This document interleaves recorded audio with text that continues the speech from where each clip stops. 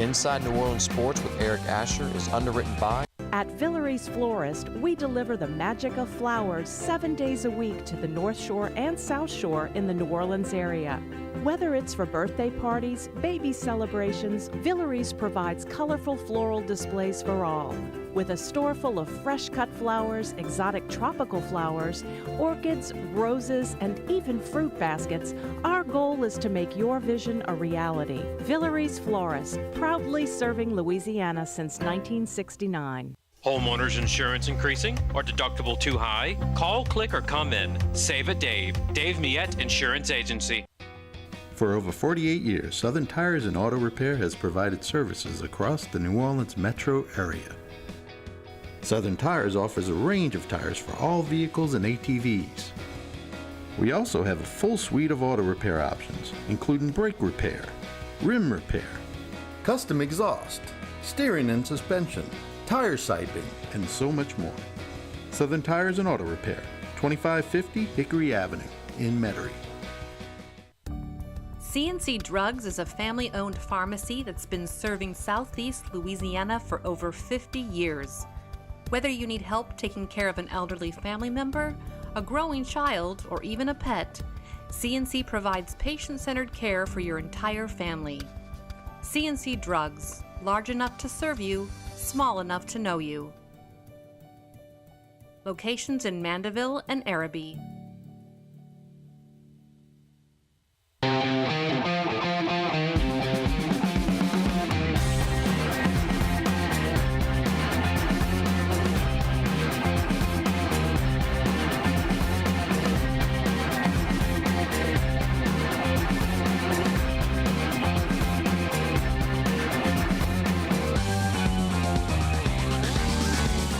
Good afternoon and welcome to another edition of Inside New Orleans Sports. I'm your host, Eric Asher, live from our state-of-the-art Pontchartrain Production Studios.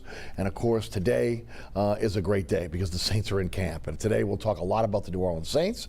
We'll touch on the New Orleans Pelicans, the LSU Tigers, and the Tulane Green Wave.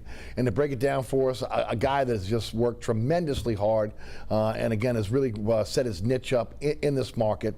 Ross Jackson, Locked On Saints podcast, Saints Wire, and the newest addition to CrestCitySports.com. Ross, welcome to the show. Good to have you. Ross has been a regular contributor to our radio show for a while now, and of course now going to be part of our rotation on the television show. Welcome to the show, my friend. Hey, thank you so much. Very grateful to be here. Thanks so much for having me on. Well, we always like to start off letting the folks know a little bit about our guest. And again, since this is the inaugural visit, first of all, native New Orleanian. Yes. Tell us a little bit about your background. Yeah, so I was born and raised here in New Orleans. Unfortunately, left post-Katrina and everything. It kind of pushed us up. So we went up to northern Louisiana for that time, Arnoldville, that kind of area. Right. Went to Cecilia High School, go Bulldogs. So, you know, had a good time up there. Eventually moved on, went up to Arkansas for a little while, things like that. My entire career up until I started with sports writing over about, I'd say probably about 5 years ago, was in live theater. Okay. I worked in live theater for over a decade. All right. Broadway, off-Broadway, regional tours, national tours, all of that. Wow. Everything. So yeah, it was a big venture going from what was a hyper-competitive field and performance to a little bit more of an accepting field here, coming into sports and being able to deliver people something that they love to hear about every day. And the fact that I've gotten the opportunity to come back home and be able to deliver to this phenomenal community is just, I can't put words to it. It's an incredible opportunity. That is awesome. We, of course, we never mentioned on the radio show. That is incredible. I mean, if I'd known that, we'd have had a little music and done a song and dance for us. I mean, come on, why not? I mean, hey, if you got the talent, you know, let everybody see it, right? Well, I'll tell you this much: they kept me off stage, they kept me backstage managing everything more than being on stage. So don't worry about that. Well, there you go. So there will be no song and dance tonight. Not today. Not today. Sorry. Tell us everything about you're involved in, because again, I've watched you grow. Okay, since again you jumped on the scene not too long ago. The podcast, I think, is phenomenal. If you got a few minutes, what's beautiful is, again, it's not like my radio show, it's 2 hours. It is 15, 20 minutes, and it's just really, really great information. Tell us about your podcast. Yeah, look, I love our format, right? I mean, the sort of motto behind the Locked On Podcast Network, which is what this is a part of, Locked On Saints, is your team every day. That's the idea. And I treat it more than just a tagline, it's a lifestyle. Yes. And so I try to make sure, just like you do every single day, that if people are gracious enough to give me some of their time, that I give them something of value to walk away with. That's my value proposition always. And so I love being able to do this show. I love being able to speak to this fan base and this community and keep them up to date on their New Orleans Saints. So everything from X's and O's, film study, breakdowns, things like that, to what these guys are doing off the field and what other folks are doing around the organization. A lot of important work being done. We look at coaching hires, roster transitions, a tons of different pieces. And so we just try to look at every story from as many different angles as possible and make sure that every Saints fan out there has everything that they need to be as up to date about the team that they love on a Monday through Friday basis. Well, you do a fantastic job with it. You really do. so Also, a part of Saints Wire, which is part of the USA Today network, which again I've always liked. Again, that particular publication. I've got it set coming right into my my Facebook account. So again, I never miss it. What's going on there, and you're one of the newest writers there. Talk about that, and now the newest writer as part of CrescentCitySports.com. Talk about being part of that organization. I mean, what an incredible pair of families to get the opportunity to be a part of. USA Today Sports Media Group, Saints Wire is the USA Today vertical effectively that covers strictly the New Orleans Saints. So myself, our managing editor, John Sigler, who's fantastic, Matty Hudak, Dylan Sanders, Cade Kistner, we have a really, really fantastic team over there putting out, I mean, yesterday I think we did 8 different pieces. I mean, it kept popping. Kept popping on my page. So, we're making sure that everybody's got what they need. And, we're looking at everything from in-depth, longer written pieces to 200, 250 word pieces that just keep you up to date with what's going on in terms of any roster transactions, smaller moves, things like that, or even just notable comments that are being made during pressers, which can always turn into something larger later on down the line. So lots of really great stuff that we're able to do over there. That's where all the written word is in terms of what I do covering the Saints for the most part, but then of course being able to contribute to Crescent City Sports has been a new blessing in my life, and I love being able to do that as well. So at least once a piece a week over there, usually something in depth. Once we get into the season, I'm putting together a series that I'm going to coin after Mark Ingram, look at the details. And we're going to take a deep dive into a turning point moment, how it worked, why it worked, how it didn't work, why it didn't work, so that when you spend every Sunday watching what happens, you can come to Crescent City Sports and learn a little bit more about how and why it happened. Ross is an example of hard work paying off. Here at the end, get out there, work hard. Again, people notice and you get opportunities, and then you take advantage of those opportunities. Congratulations. Thank you so much. Pleasure. Let's jump into it. Second day of camp. I guess the big news yesterday was Michael Thomas being available, Taysom Hill being available. Thomas coming off the ankle injury, 2 surgeries there. The Liz Frank injury, which is really mind-blowing for me to see Taysom Hill come back so quickly. And then Marcus May as well with again his Achilles. 3 guys that were expected to maybe be on the PUP list coming in, and they weren't. Marcus Davenport on the PUP list, but really more about conditioning than again his injury, or again the surgery, recovering from the surgery. Were you surprised, as I was, to see those guys on the field? Very. And obviously it's a good surprise, it's a pleasant surprise. But the 2021 season was marred with injury. 58 different starters, 4 different quarterbacks, 4 different kickers, none of which were the kicker in Will Lutz. So we were so accustomed to the sort of bad news around injuries for the New Orleans Saints, and now all of a sudden you're seeing first day of camp all of these guys back and present, Michael Thomas, Marcus May, so on and so forth. And I think that the surprise with Michael Thomas was one that really obviously is the headline, and we didn't know until we got out there, and all of a sudden he lined up, took a snap, ran a route, made a catch, and once that catch was made, the humming started amongst all of us that were out there observing practice, because we didn't expect that, right? We had spoken to Dennis Allen and Mickey Loomis just the day before, head coach and general manager respectively, speaking about, hey, he's on the physically unable to perform list. We're going to kind of ramp him up and see what works. And then the very next day, he's out there and getting work in. He was out there again today, continues to look fluid, continues to look smooth. Obviously, he's going to have some rust to break off. We haven't seen him on the field since, January of 2021, December of 2020. So we haven't seen him out on the field for a while, but I mean, it's hard to miss big number 13 out there making plays. As far as he goes, I mean, again, we know he's going to catch everything that's in his catch radius, right?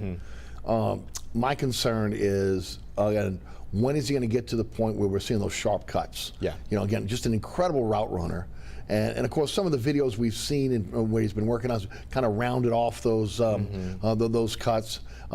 Is he cutting sharper, or is it something that's going to, in your mind, going to take some time till he gets to the point where we're seeing those, you know, bona fide Thomas, sharp cuts that, again, given that separation? Yeah, I think we've seen him round off continually a little bit going into camp, but he also hasn't participated in team drills yet. All right. So maybe once he gets up to that point, we'll start to see a little bit more of the crispness when he's actually trying to, get away or separate from a defender. And so I think that maybe that will be kind of the last ingredient until we start to see that. But I will say that he's not taking snaps off. He's not taking it easy. He's pushing himself.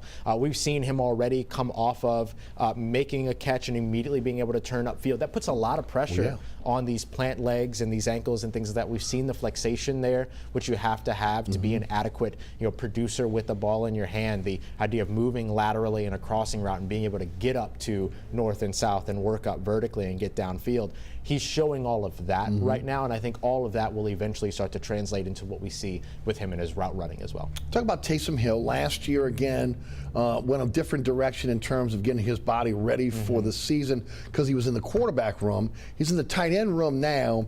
Have you seen added muscle back on Taysom Hill, or does he look pretty much the same as he did last year? Yeah, I think I would compare Taysom Hill's build right now more to what it was, let's say, 2020, right, to where he had a little bit more of an expansive role and he wasn't competing for quarterback. And so I think I would put him a little bit further over to that category. We'll see how that continues to change over the course of training camp, as well as these guys all continue to put on mass and get up to playing weight. I will say that the thing that's been really, really great about Taysom has actually not only been the benefit that he gives this offense by being this multiplicity weapon or producer. It's also benefiting the tight end room. I spoke with Adam Troutman today during his presser, and I asked about the benefit of having Taysom Hill in the tight end room. Is there a benefit there in terms of the questions that Taysom asks or the point of view that Taysom comes into it with as a person with quarterback experience? Yes. And does that end up implementing or impacting the way that the other tight ends around the room understand what it is that the quarterback is looking for on a play-by-play basis? And he talked about how that mentality has been really valuable to them and something we'll continue to see them apply over the course of camp. So it's really great to sort of see the ripple effect that's come from the pebble of Taysom Hill. And it was good to hear Dennis Allen say that his role's not really going to change. He's going back to jack of all trades, which means also we will see him with a quarterback power. We will see him under center. They're going to pull out all tricks with him once again, which makes him a very dangerous player on the field. Absolutely, absolutely. And it makes him a dangerous player as game planning begins now, right? No You're doubt. starting to get to the point now already to where teams are starting to establish tendencies that they can break later on down the line. So there's also a little bit of a gamesmanship there, right? That's a call out to every other team in the NFC South, every other team in the NFL that, hey, you're not done with your Taysom Hill problem still, because Taysom Hill has been impactful in that role, particularly in those short yardage situations. Ryan Ramczyk spoke about how much fun it is to be out there when Taysom is out there and how he loves, how the offensive line loves protecting for those plays. That's just old school smash mouth football, right? These guys love people it. out. Yeah, these guys love it. And so I think that, those parts in terms of the community that builds, the excitement that comes with having Taysom be able to have all of those roles and be able to kind of help serve this team any way that he can, it's right up Taysom's alley. And the other thing that I'll mention too is that he'll get back on special teams, which is what made him famous in the first place, right? 2017, Mike Westhoff put him out there with punt coverage against the Carolina Panthers, and everybody went nuts. Hey, this is just quarterback getting down on gunner snaps, making tackles, and everything. And so now you're going to see him back in that role as well. Which again, look, I never felt he was to be a full-time quarterback, but that's me. But again, I just think he excels in this role, so why would you not utilize him in this role? Marcus May coming over from the Jets. Again, there's a DUI kind of hanging over his head. We don't know when he's going to be suspended or how long. But for him to be able to come back from an Achilles injury so quickly, and look, I'm excited about the safety position with Tyra Matthew and May. Again, look, I'm not knocking Jenkins and Williams. I just think they're different safeties. These guys are interchangeable. I think they're going to be able to disguise their coverages more.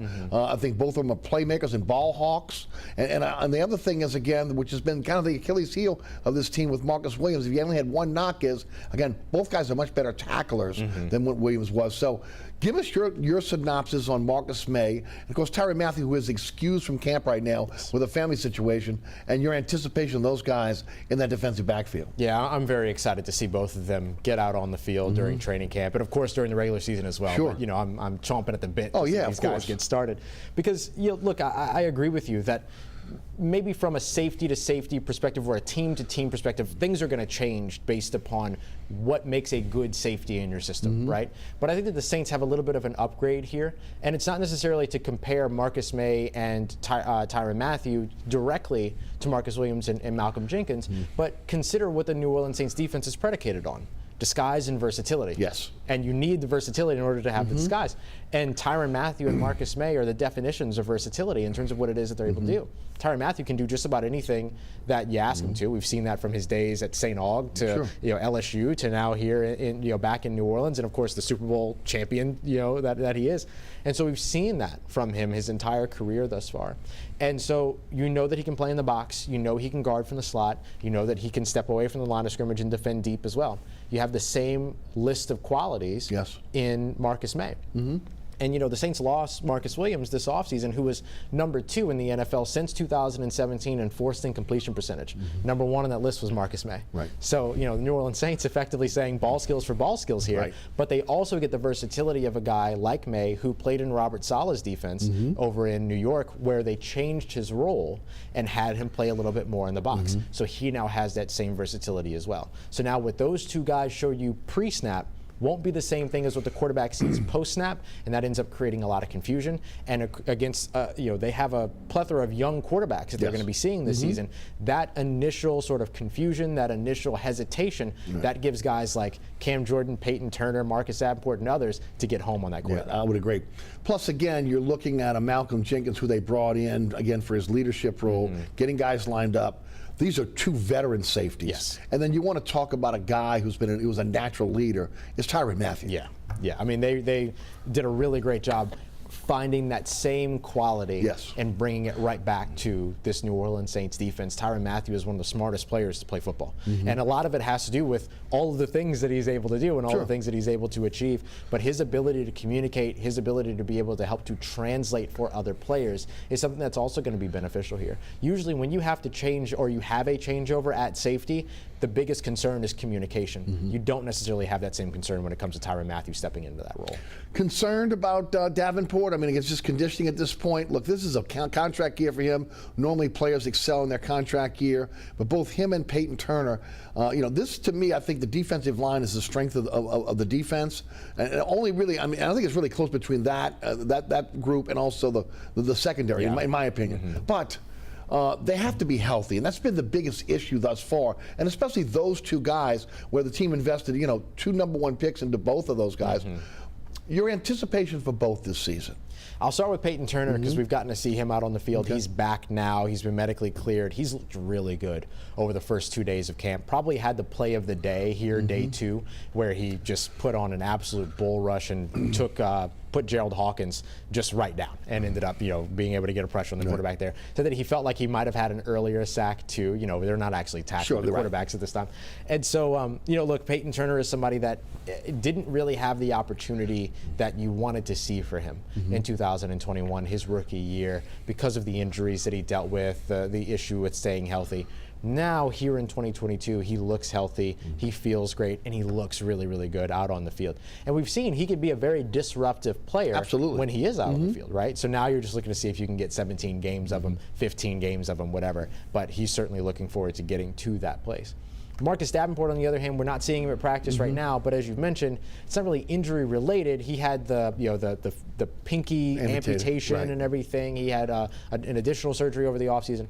So basically, he missed out on conditioning time. And so the Saints are making sure that he's going through that now so that he's ready to hit training camp and hit the field when he's ready. He was off doing side work today. We saw him. He was out there along with Pete Werner doing side work throughout camp day 2. Let me just take a left turn right here quick.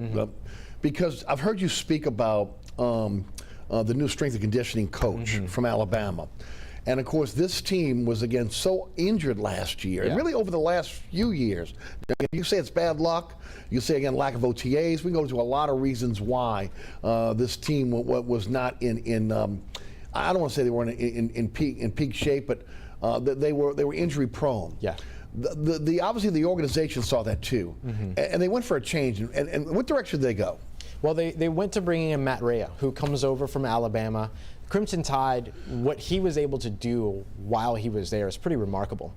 Basically, once they bought into his, I'll call it state-of-the-art look at strength and conditioning, in particular, he was a director of sports science there. They reduced soft tissue injuries by 50% the following season. You're looking for the New Orleans Saints to be able to do that, if not better, here in 2022, based upon those 58 different starters that they had last year, which was an NFL record. And so they go the direction of Matt Rhea. With Matt Rhea, what you get is somebody that is pioneering and innovating on the side of sports science and strength and conditioning. And that means that they're trying a lot of different things. They're taking on new ideas. We've already seen, some players come out and praise what the adjustments have been so far with Matt. And so I think that, you're getting something in New Orleans right now that is kind of akin to the innovation that Sean Payton had brought in the past, incorporating zebra technologies in their practices. They were the first NFL team to do that, if I recall correctly. And, all the player tracking, all these things that they've always been at the forefront of that. This is just another example. Right.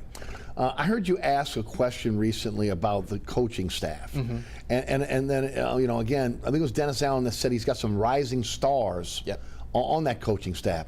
Can you expound on that for us? Yeah, absolutely. I mean, the first one I'll bring up is Ronald Curry, who's currently the Saints quarterback coach, passing game coordinator. When he started with the Saints a few years ago, he started off working with the wide receivers, moved up to quarterback coach. Now he's got this passing game coordinator tag that's there as well. So he's going to be a little bit more involved with Pete Carmichael at game planning and things like that as Pete Carmichael continues as offensive coordinator. But the respect that players have for Ronald Curry is unique when they speak about him. Jameis Winston said to me about Ronald Curry yesterday, when he speaks, you better listen and everything, because he knows what he's talking about. And so Ronald Curry has been a fantastic leader. He's taken guys like Ian Book under his wing as well, kind of effectively saying, hey, it's my first year as quarterback coach. This is your first year as quarterback last season. You're my guy. And really, showed a lot of confidence in Ian Book, showed a lot of confidence in Jameis Winston. This guy got 4 different quarterbacks ready to start last season for the Saints, with Trevor Siemian involved in that rotation as well.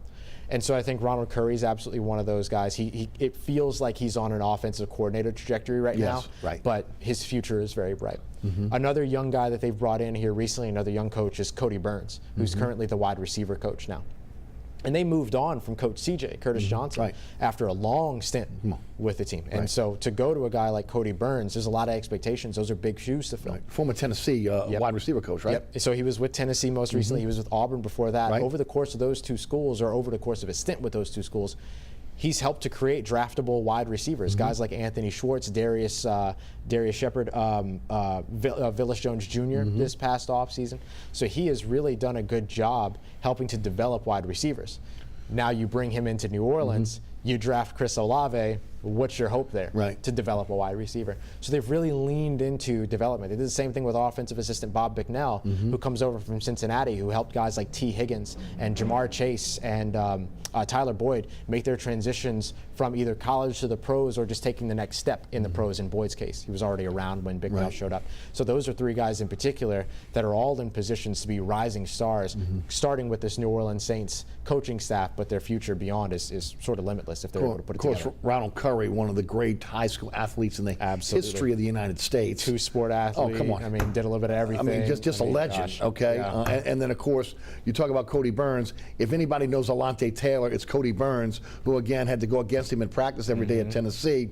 And, of course, I had mentioned that during the draft, the Saints had to go to him and say, okay, what did you see every day? When before they pulled that trigger on that pick, which, again, a lot of people were surprised. Because, again, some people thought he'd be a 4th-round pick. Obviously, he was drafted, in the 2nd round by the Saints, maybe a little bit high, but they have a vision for him, and we'll get to that in a little while on again, where he may play ultimately and where he's playing now. Pete Werner, not participating right now, non-football illness. Any word on that illness? I know they didn't talk about it yesterday. And the anticipation of when he comes back. The biggest anticipation is simply that they don't expect him to be on that list for long. They're not going to go into detail about exactly what the ailment is or anything at this time. But he was out there today. He was getting some side work in. He did the same thing yesterday. He was out there at the beginning of the camp day and then left throughout. And so the expectation is that he won't be on that list for long, that he'll be back out on the field. Right now, though, it does give the Saints, you assume, I assume, Pete Werner is going to be the starter next to Demario Davis going into the season. So right now what this is doing is giving the Saints some opportunity to see some of the other guys. Eric Wilson, 6-year NFL vet that comes in, has Mike linebacker experience, middle linebacker experience, weak side, strong side. The guy can do a little bit of everything. And so, getting the opportunity to see him, getting an opportunity to see, the 5th round draft pick, DeMarco Jackson out of App State, who they just invested in as well. And he made some nice plays today in the run game in particular. So, and he shows you a little bit of closing speed, had a pass breakup yesterday that almost got intercepted by C.J. Gardner-Johnson. So now you're getting an opportunity to see some of these other players get some work at that weak side linebacker spot while, Caden Ellis and Zach Bond continue to hold down the strong side. Let's talk about Bond for a second, because I mentioned this the other day on the radio show to Sean Fazan of Fox 8 Sports. And it seems to me that, again, that they've been trying to put a square peg in a round hole. Here's a kid that comes out of Wisconsin who's more of a pass rusher. They want him to play more in space, want to be able to cover, receivers, backs and tight ends coming out of the backfield. So far, it just hasn't clicked. Now, again, this is going to be a big camp for him to see if, one of the things that we heard Dennis Allen say in his last press conference, actually yesterday, was he was speaking about Cesar Ruiz not having the last 2 OTAs to kind of get up to speed. Same class. So again, in a situation where he's transferring for really kind of transforming his position to another position in the NFL, but yet he hasn't had the offseason work to get it done. I'm surprised they have not had packages for him to showcase what he does well. I'm also surprised they didn't bring Quan Alexander back. And Alexander's still on social media, politicking to get back in the league. Been a lot of talk about him going to the Jets. You mentioned Wilson to me a few weeks ago on maybe why they haven't moved on Quan yet. But when you look at the linebacker position as a whole, talk about the depth and also again the who you think ultimately will be the guys in that rotation. Yeah, to start with Bond, it's really interesting, right? I mean, like you said, they drafted him as a pass rusher, or they drafted him most recently as a pass rusher, right? That was his role at Wisconsin. But he's a different kind of pass rusher than what the New Orleans Saints usually invest in. They don't really do the speed rusher thing, right? They've taken a look at Zach Bond. They took a look at Noah Spence a couple of off seasons ago, but for the most part, they like their 6'6", 6'7", 260 pound, 280 pound, guys that are out there that are going to not necessarily win with speed, but they like the guys that are going to push an offensive lineman into the lap of the quarterback, that do what Peyton Turner did today and just bulldoze over players that are in front of them. So it was interesting to see the draft pick for Zach Bond. Then when they started to talk about this idea of transitioning over to a weak side linebacker or being a guy that can be, a coverage linebacker, you're asking him to do something that he hasn't been asked to do before. You mentioned both him and Cesar Ruiz, both those guys effectively changing position once they got to the New Orleans Saints, right? So it's reasonable to understand or to expect that there will be a little bit of a hiccup in that process, or maybe that process, considering what the last couple of years have been in terms of getting ready for the season. Reasonable to expect that that's maybe a little bit of a slower ramp up. But it's going to be really interesting to see what happens, because you mentioned the depth at linebacker. There's a lot of players there that can end up challenging Zach Bond for a roster spot, not just a role, but a roster spot. I mean, you've got Demario Davis and Pete Werner, who are your, you assume, they're your assumed starters. Eric Wilson brings that veteran presence. Caden Ellis has been a very solid special teamer and has also been a very solid playmaker at the second level, right? I mean, you look back at last year, rushing off the edge from the strong side spot. He ends up putting the pressure on Mac Jones. It ends up getting intercepted by Malcolm Jenkins. That turns into a pick six. And we've seen him come away, Caden Ellis, with a couple of interceptions over the course of OTAs, mini camps, things like that as well. So he's kind of showing you what he can bring. Son of a former NFL player, Luther Ellis, right? Yeah, absolutely. The bloodline that they have, that family as a whole. I mean, his little brother's in there. I mean, they're incredible.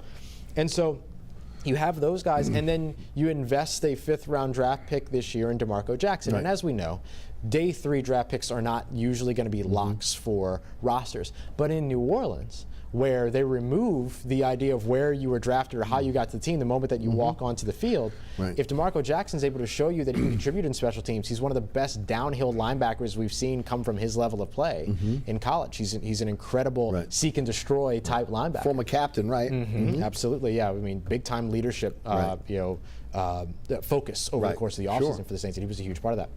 And so, you get him involved there, but then you also see what he's able to do as a pass rusher. He had a would-be sack today, I would say, during training camp. He also, can really get sideline to sideline. He's got good speed, good coverage ability. We've already talked about 5 linebackers right there. How many are they going to keep going into the season? So, does Zach Bond become somebody that maybe becomes the odd man out? Could he be traded because he would fit really well in another system that would use him as a speed rusher? Does that end up bolstering maybe what kind of return the Saints could end up getting if they were to go that route? So it'd be interesting to see how they manage that position. I agree with you. And I said this the other day. I can have a vision of him going elsewhere and excelling because of them utilizing him and utilizing the skill set to what we saw at Wisconsin, where he was a very good pass rusher. For sure. Okay? But the Saints had not utilized him in that way. Consider him in that Philadelphia Eagles defense, right? Absolutely. Where everyone is his size doing what he does. Yes, so. no doubt. Ross Jackson is our guest. Locked on Saints podcast. Also, again, Saints Wire, as well as CrestCitySports.com. Going to take a quick break here. Hear from our underwriters. We come back. We'll continue the conversation about the Saints in the C block. We'll touch on Pels, Tulane, and LSU. You're watching Inside New Orleans Sports. I'm your host, Eric Asher. Don't move.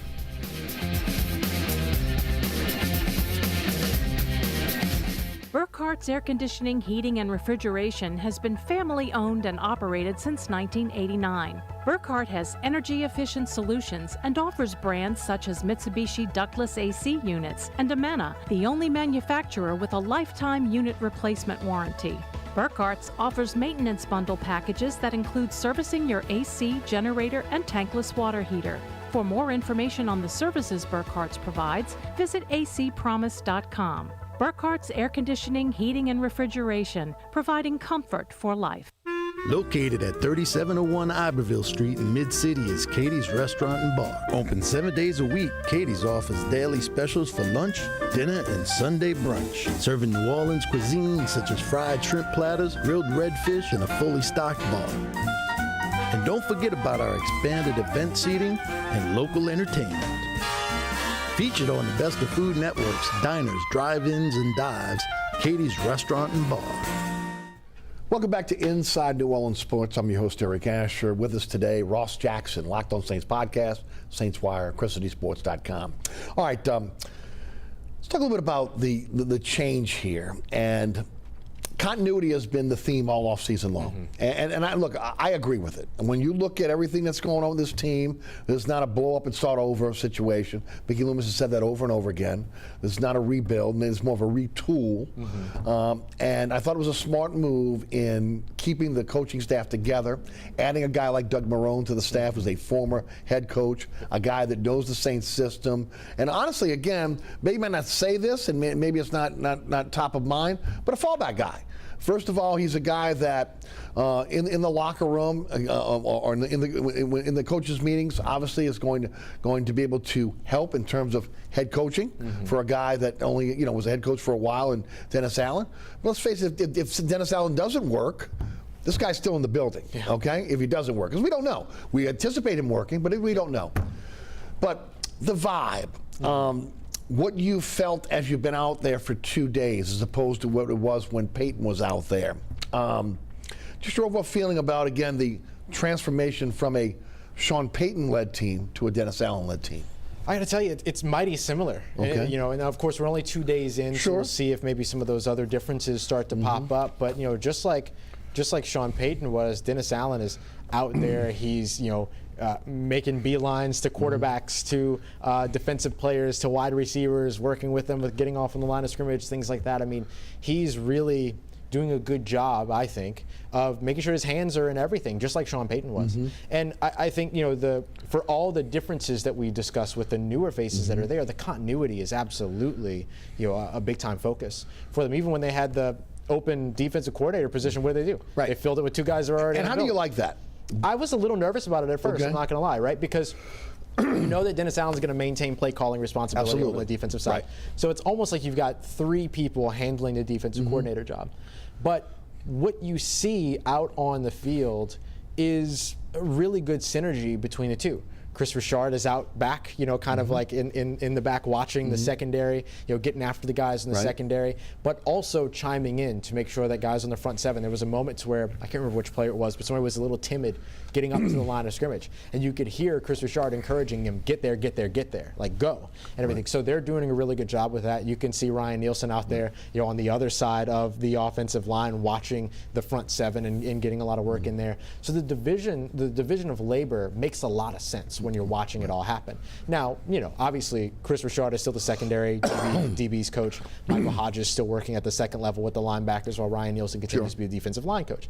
But you're seeing sort of the synergy between all of them. I asked Dennis Allen today how he feels those guys are handling that transition into defensive coordinator. He said, outstanding. They feel really, really good about it. So I think maybe in a situation to where if they were all less familiar with one another, then there would be more concern for me at this point, or the concern would have remained for me at this point. But certainly after watching it all in practice, feeling pretty good about it. The theme seems to be collaboration, okay? On defense, with now really 3 coordinators, right? Okay.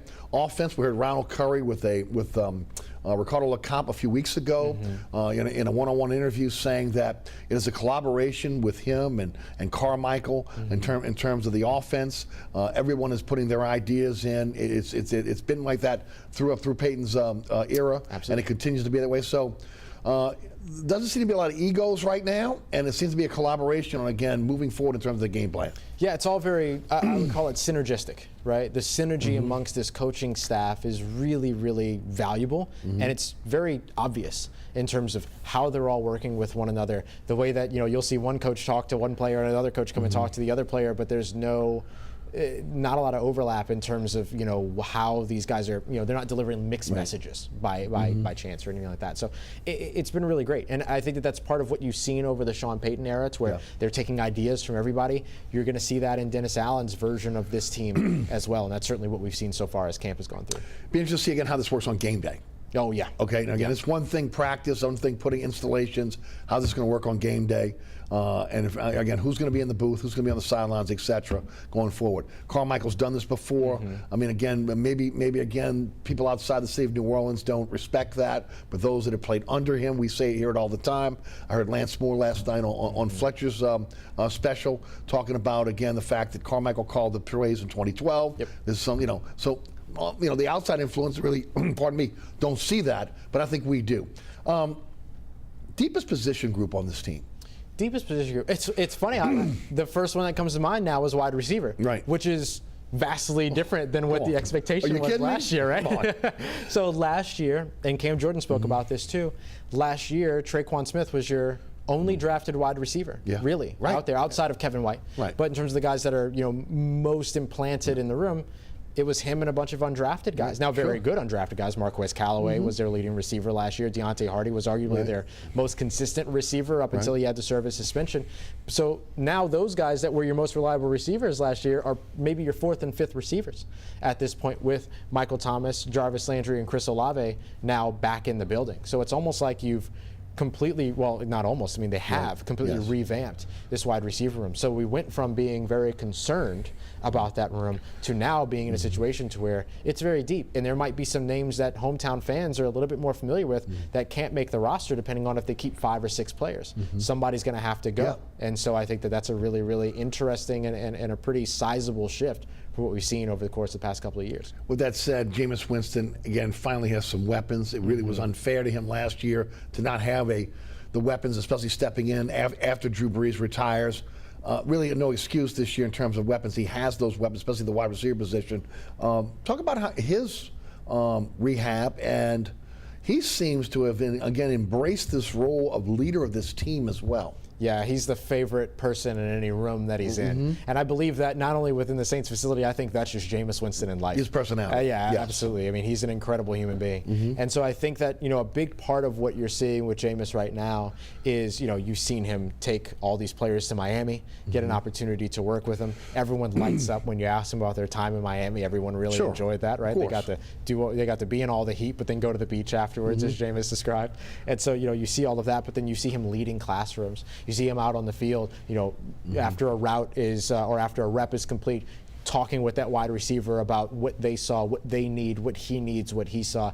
He was out there, for a good, probably beyond, but we were there for another about hour and a half for pressers throughout, and he was out on the field the entire time, getting work in, pushing the sled, doing all these other things. Okay. And so, he is absolutely stepping into that leadership role with intent. And it's something that other players around him have noticed. And I'll tell you the other thing that's really nice about it too, Andy Dalton as his backup. Oh yeah, come on. 160 plus starts, playoff quarterback. Right. Now they couldn't, find a way to win in the playoffs, but that's not all on Andy Dalton, right?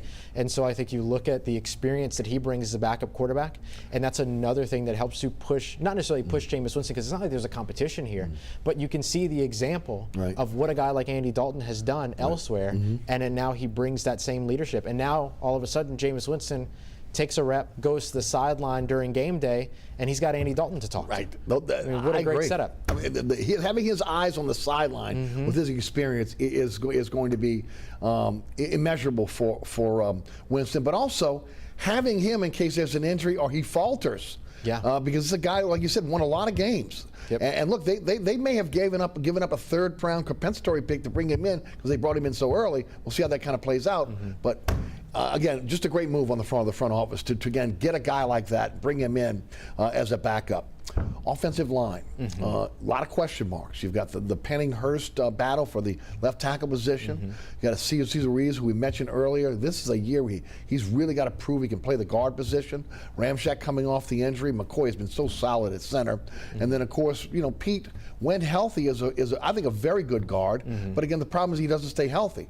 And then, of course, who is going to be the guy that is going to play multiple positions for them as kind of that jack of all trades when it comes to the offensive line.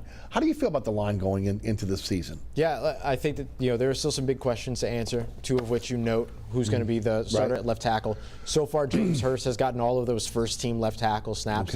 Trevor Penning has been. How does he the look, other teams. Penning?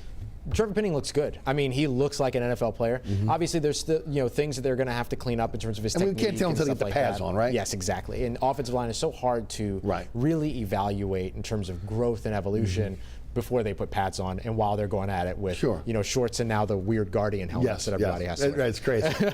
And so so he'll be interested to continue to watch over the course of all this. But James Hurst has been firmly implanted right now so far as a first-team left tackle. We'll see how that changes over time.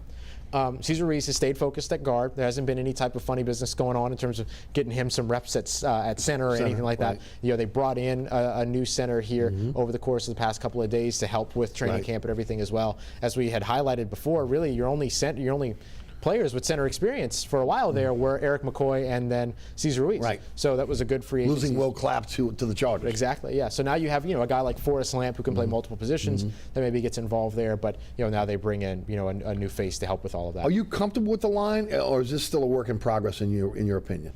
I'm comfortable with it because of the combined 17 years of experience that they have. A lot of first and second round picks on that draft, and a lot of first and second round picks. Yeah, and it's all first round picks and one Eric second. McCoy, who was expected to be a first round pick this year. Exactly. Right? And then you look at that as compared to across the rest of the NFC South, no other team has that level of drafted talent in terms of potential, right? Which is really what you measure when you measure people by their draft status. Nobody has that same level of potential. And only one other team comes close. I believe it's the Carolina Panthers in terms of years of experience cumulative in the system. Right. And so I think all of that ends up helping you a ton going into 2022.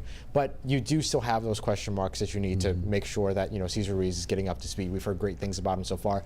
Doug Marrone, of course, a huge part of that development, right? There's no loyalty there in terms of Doug Marrone coming in as a fresh face. It's just show me what you got. Right, basically. but he's also a guy that, again, transformed some guys that came out of small schools into all pros, and maybe, again, before it's all said and done, maybe some Hall of Famers. Yeah, absolutely. So and now he has the opportunity to do that again with Trevor Penning, and then be able to work with a really, really good foundation in Cesar Ruiz. You just have to get him transitioned over to that other spot.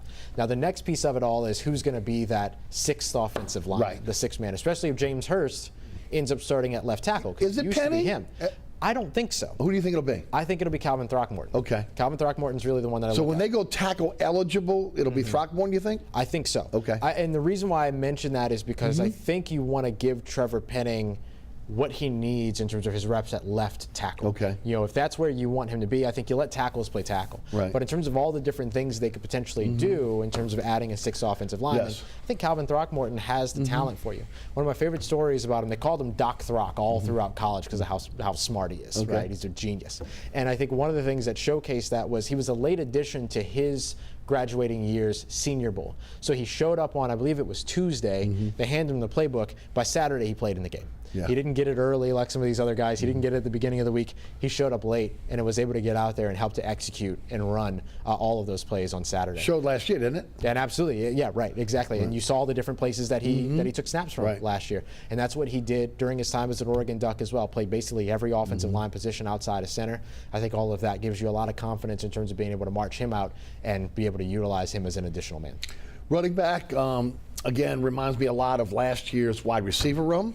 Undrafted free agents, aging veteran in Mark Ingram, who looks like he's in pretty good shape, as he always is.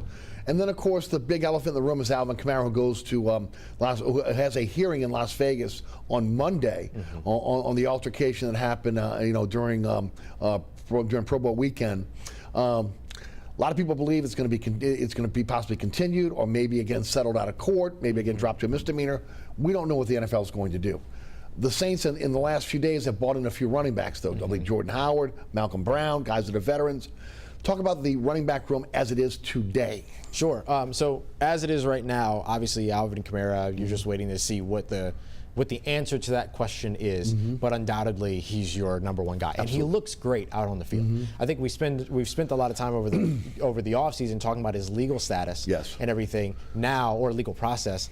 But over the past couple of days, now we've gotten reminded of what he brings you on the football field. And when he has the ball in his hand, even though they're in shorts and everything like that, you still see it. You see the twitch, you see the quick movement, you see the balance, you see the reliable hands. He's got all of that. So I think that, just from a perspective of what he brings you when he will be available for this team, for whenever that is or isn't, there's of course the value in terms of what he brings. Mark Ingram, he's having a blast out there on the field all the time, which is always fun to watch. Took that number 5 now, so he got the additional swagger coming with all that. But he's been a lot of fun to watch, and I think that he is in better shape right now than he was last season, and he certainly looks that way. Just needs to stay healthy. That's all. Just has to be able to hold on to it at this point, right? He came into the NFL without a lot of tread on the tires. Now he's got a lot more tread on the tires because he's been a featured back in a couple of different offenses and a physical guy too. And a really physical runner, right? Now, 2017, when Alvin Kamara showed up, he started adding pass catching to his role a little bit more, and I think that that's part of what made those two so interchangeable. Plus, great blocker and a fantastic blocker, really, really good pass protector, and so that's going to get him out on the field. He'll be out there, and I think that he'll be a valuable player for the New Orleans Saints in 2022. He just has to stay healthy. Right. The rest of the running back room is kind of a big question mark at the moment. Tony Jones Jr. was somebody the Saints felt really, really confident about last year, offseason, preseason, had a really nice week 1, and then it just didn't pan out after that. Dealt with some injuries and things like that as well, of course. Abram Smith, the undrafted free agent, hasn't had a big showing as of yet, but we're still waiting to see what he does. Let's see when the pads come off. Yeah, and he was somebody that went undrafted. He's a little bit of an older back, but he also only had 1 year of experience in college football as a running back, even though that's what he was recruited to do. They moved him to linebacker because of a shortage of the position at Baylor. So now he gets an opportunity to show what he can do over the course of time. Still very early. The standout running back for me, though, so far outside of Alvin Kamara has been Devine Ezigbo. Okay. Each day he's had a standout play. Whether it's, we'll call it getting loose. Again, you're not really trying to tackle these guys right now. But you can see the twitchiness, you can see the short area quickness, you can see his ability to read and attack and be able to hit holes, and his ability in the passing game as well. He had a really nice, well-executed screenplay where you could just see him hit the fundamentals all the way through. to the point where he caught the ball, was able to turn it upfield and be able to gain some yardage there as well. So I think Devon Ezigbo has been a little bit more of the standout from the running back room so far, outside of the guys that are already established, like Alvin Kamara and Mark Ingram. The other two guys in the room right now, newly signed Malcolm Brown, very early, right? Only 2 days in the system so far. We'll see what he does. But he loves the style of running back and the style of the offense in New Orleans. He's a physical guy. Very physical. And he talks about the slash run concepts that the Saints run, still using lead blockers like Adam Prentice, who had a really nice over-the-shoulder catch today, by the way, just something to keep an eye out on. But, being able to utilize these fullbacks in that system to be those lead blockers for you, that's a place where Malcolm Brown's really, really comfortable. So we'll see how he fits into the system. And then, of course, Dwayne Washington is the other, who's been with the team for a long time, has a ton of experience, and has a ton of value that he brings in special teams as well, which could be the key to making the roster at the position. They worked out Jordan Howard. Did they end up signing him? They did not, but they did work him out. They worked him out. Okay, let's talk a little bit about the tight end room. I'm one that thinks that Adam Troutman is going to take the next step. But you talked about Juwan Johnson on the radio show, what he's done in terms of getting himself ready. Taysom Hill is in that room now as well. Talk about the tight end position. Yeah, we talked to Adam Troutman today, and he is just feeling much better going into this 2022 season. He had like an appendectomy and a couple of other medical procedures all throughout the season last year that he was just kind of quiet about. Luke Johnson did a great piece kind of highlighting all of that. But he's coming into this season much more healthy, or much healthier, and ready to go. And he looks good out on the field. He had a couple of nice catches today. He's still a really strong hands catcher. That was his brand at Dayton, right? He was the big-time pass catcher. But now he's also putting things together in terms of his ability as a run blocker and in pass protection and all of that. I think Adam Troutman is your incumbent, of course, but also your very likely or assumed tight end one going into 2022 because of what he brings you. Multiple facets of the game. But Taysom Hill has been really valuable so far. I mean, we've seen him put together some really nice practices. Adam Troutman said that he came back into the room yesterday and said that was really fun, getting to be able to be out there with you guys and getting to operate as that tight end. But we've seen him all over the offense already so far, so we're seeing that. No quarterback snaps just yet, right? Yes. But, we're seeing him all over there. You get a veteran presence, leadership in Nick Vanette. Juwan Johnson as an attacking seam guy. We didn't see him out on the field today, but he was out there yesterday, and how much muscle did he put on as well. He put it in quite a bit. Yeah, I'm excited to get him for media availability so we can ask him for a more definitive number. Because he's a much bigger guy. He's much bigger now, than he was coming out of. He spent some time at Penn State, but also at Oregon. And so I think those guys are all the ones that you're really looking forward to in terms of having the most direct route to the roster. But Lucas Kroll coming out of Pittsburgh is an undrafted free agent that everybody's very excited about. Number 44 out there when the fans get to go out there to see him. Definitely a number to keep an eye on. Yeah, he really does. 6'6", 250 plus pounds. He doesn't move like that, right? He moves like a smaller receiver, and he's a tenacious blocker as well, very willing in all these areas of the game. So former SEC guy that went to Pittsburgh. He was with Florida behind Kyle Pitts. Said, okay, well. But you figure we're going to move on. No, he's an interesting prospect. Any other sleepers out there? That maybe you can tell the fans as they go out and check out practice they should be looking at. Yeah, I would keep an eye out on Smoke Monday, the undrafted free agent safety out of Auburn.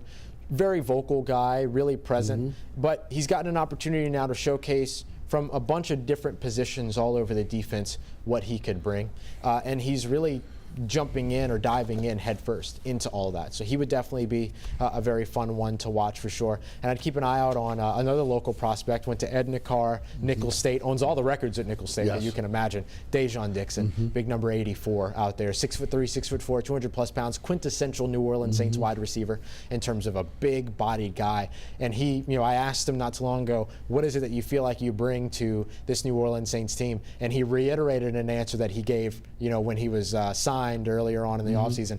Everything Michael Thomas can do, I can do. But he added that he's a bit of a deep threat as well. He does a really good job doing what's called stacking defensive backs. So when you're working with leverage off of the line of scrimmage, looking at a defensive back, you might try to break in sort of inside, you might try to break in outside. But once you get past that guy, what you're trying to do is get back on top of them. That way you can kind of control with deceleration and acceleration how you create your own separation. Yes. He's really skilled in that area and a really fine-tuned player there. He has some things he can develop in terms of route running, blocking, things like that, as well as to find out how he can contribute in special teams. But that ability is something that takes a lot of instinct and takes a lot of natural skill to be able to do, and he does a good job there. Vegas is not buying the Saints. No. Not at all. I mean, I think we are. I think a lot of us, again, that are around them, that we feel this is a playoff team. I think they're a 10-11 win team for sure. What do you think? Yeah, I think of them as a double-digit win team as well. I think maybe Vegas will start to feel a little bit better now that Michael Thomas is immediately back into the fold. I wonder how much doubt around Michael Thomas and his availability that was seen nationally could be a part of why Vegas has looked at the Saints the way that they did, along with, of course, no longer having Sean Payton, Drew Brees not being in the building. There are always going to be those question marks at Vegas and that the national folks are going to have around Jameis Winston. But from us being able to see these guys down in, down out over the course of camp, there's a lot of reasons to actually buy into this team right now. So I'm buying into them as a 10-11 win team. And myself as well. Got just a few minutes left. I want to touch on quickly on LSU, Tulane, and Pels. Your thoughts on the Tigers this year? I'm really looking forward to seeing what they're able to do. I think that Brian Kelly has come in. First of all, he has cleaned up the recruiting trail so far and shows you the value of the nationwide reach that he has had so far. But this LSU Tigers team has been a little bit removed from the success from the greatest team that we've seen, the college football team that we've seen over the course of the past couple of years. And I think they want to get back there for sure. And so I'm really excited to see what they're able to do. I love that they open up the season here in New Orleans up against Florida State. I'll be at that game for sure. No way I'm missing that. So I'm really excited to see them this year. And Tulane, look, coming off a 2-win season, with maybe too tough of a schedule last year. They're poised to be able to again get back down a winning season, and Willie Fritz almost has to. Yeah, absolutely. This is kind of a prove it season for him. We talked about Marcus Davenport being in a contract year. Pressure's really high right there. That seat is very hot for Willie Fritz, and I think one of the things that I love about the Green Wave is that couple wins last season, but I went to the Cincinnati game, and the passion is absolutely there for that team. And they were competitive in that game. And I think you could say that about a lot of games. Oh, yeah. Look at the Oklahoma game. That season. Oh, absolutely. That's a really great example, right? And the way that defense played early, they were phenomenal there. And so I think that, they are a team that feels a lot closer than I think that people realize. I don't think they're going to be, in national championship contention anytime soon, but they're a fun team to buy into and a fun team to go into. Well, look, again, they should challenge in the American, and that's what you should be looking for if you're a Tulane fan. And I know you're a big Pelicans fan as well. Oh, yeah. And I think everybody's excited about this team, the way it's been put together. Now Zion back. Again, what they were able to do with the rookies last year. Again, Dyson Daniels coming in. And then maybe making a move down the line here to maybe solidify that lineup. Your thoughts? Yeah, I'm really excited about this team, and I love the way that the city has embraced them, right? This, from years in the past, was a basketball city, which is one of the reasons why this city takes such offense to being called not a basketball city, right? Being told that it's not. So I think it's really great seeing all that. Zion Williamson coming in, averaging over 25 points per game, over 27 points per game, wherever he is. You're not going to see that every single game, right? You can't take everything that the Pelicans did last year and just add 27 points to it and say, okay, well, they're the highest scoring team in history. But I think that his ability to be able to be back out there on the court, and guys like Jose Alvarado, guys like Not on Herb, guys like Brandon Ingram. I mean, these players and their skill sets are really complementary to one another, and very excited to be able to see all of that around Zion Williamson, the guy that's going to be the cornerstone of this team for the future. I love that they got the contract done, the way that they got the contract structured as well. A lot of protections for both Zion Williamson and the New Orleans Pelicans. They did a really good job there. And I think now, too, when you're sort of watching the downfall of the Los Angeles Lakers from afar, which is kind of the second thing that every Pelicans fan is rooting for, including myself, there's more.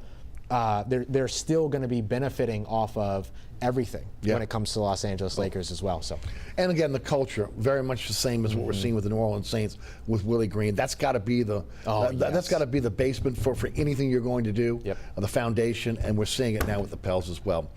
Ross, fantastic job. And of course, this is what you'll get on his podcast. He breaks it down for you. Locked on Saints podcast. Great writer, again, is with Saints Wire and also now CrestCitySports.com. Ross, thanks for joining us today here on Inside New Orleans Sports. Absolute pleasure. Thanks so much for having me. Appreciate it. Of course, Ross is a weekly contributor to the radio show as well.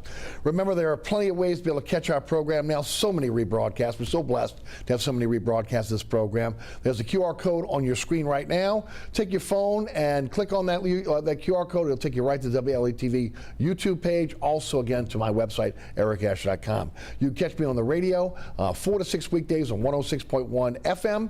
That's Nash Icon. Remember, the iHeartRadio app, TuneIn Radio app, our digital platforms, NashFM106.1.com, ericasher.com on the World Wide Web. And our podcast is everywhere. Anchor's our home base, which you'll find on your favorite podcasting platform. Again, special thanks to our underwriters who make our show possible. We very much appreciate each and every underwriter. Please continue to support those underwriters. And of course, also the staff here at WLAE-TV who do a phenomenal job each and every week producing our program, including Ron Yeager, Jim Dotson, Logan Graffia, Alex Chacon, and of course, the best director on the planet, William Hill. For Ross Jackson, I'm Eric Asher. Thanks so much for tuning in. We'll see you next week for another edition of Inside New Orleans Sports.